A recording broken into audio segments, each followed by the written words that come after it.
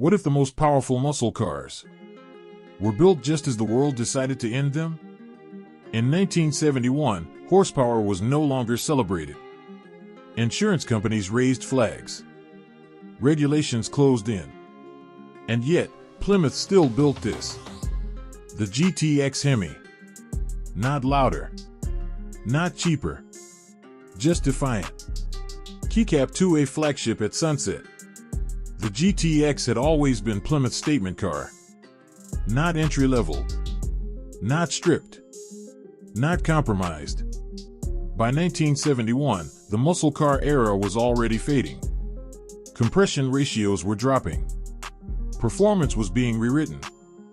But Plymouth chose to go out with dignity. The GTX HEMI wasn't designed for mass appeal. It was designed for those who understood exactly what they were buying. A final expression of uncompromised American power. Keycap 3 data and specificasi, the HEMI that defied the times. Under the hood lived the most feared engine Detroit ever produced. 426 cubic inches, Street HEMI. Dual 4-barrel carburetors. Hemispherical combustion chambers. Forged internals built for punishment. Official factory rating. 425 horsepower. 490 lb-ft of torque. Unofficial reality. Numbers well beyond what was printed. This engine didn't beg for RPM. It delivered authority at any speed. Power delivery character. The HEMI wasn't dramatic. It was inevitable.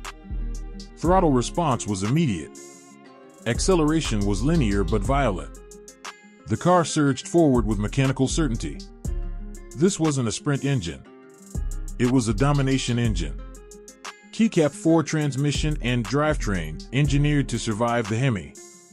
To handle the torque, Plymouth used proven hardware. Transmission options. A 833 4-speed manual. Torque flight automatic, shockingly capable. Rear axle. Heavy-duty Dana 60 with sure grip. Everything behind the engine existed for one purpose. Survive the HEMI. Keycap 5 chassis and handling, controlled muscle. The B-body platform gave the GTX stability that smaller cars lacked. Long wheelbase. Wide stance. Confident road manners. This was a car meant to stretch its legs on highways.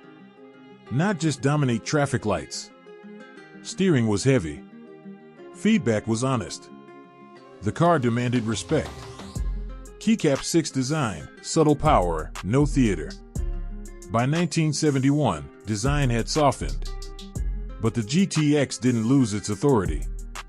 Exterior features included clean body lines, functional hood treatment, minimal graphics, purposeful stance. It didn't scream performance. It assumed it. Interior, performance with composure. Inside, the GTX remained composed. You got high-quality materials, full instrumentation, comfortable bucket seating, long-distance usability. This wasn't a race car with plates. It was a muscle brand tourer. Keycap 7 performance, numbers versus reality. On paper, 0 to 60 miles per hour, mid 5-second range. Quarter mile, low 13 stock.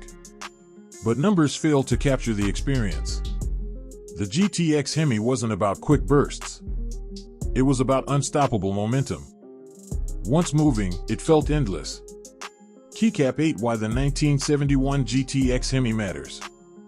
The 1971 GTX HEMI is important not just for what it is, but for when it existed. It was built at the edge of regulation, at the peak of engineering freedom, at the end of an era. Production numbers were extremely low. Many buyers avoided the HEMI due to cost and insurance. Survivors are rare. Keycap 9 Rarity and collector significance. Today, authentic 1971 GTX HEMI examples are among the most valuable Mopars. Market values exceed $300,000 to $500,000 plus, depending on originality. Collectors value them not for hype, but for historical finality. This was the last stand. 10. What the GTX HEMI symbolizes. The 1971 GTX HEMI symbolizes defiance in the face of decline, engineering without apology, power built without permission. It's not the loudest muscle car. It's the most resolute. Respect the endgame. The 1971 Plymouth GTX HEMI wasn't chasing glory. It was preserving it.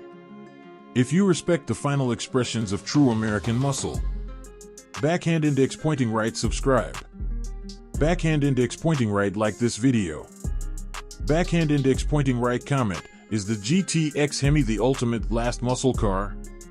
Because legends don't fade quietly. They end with authority.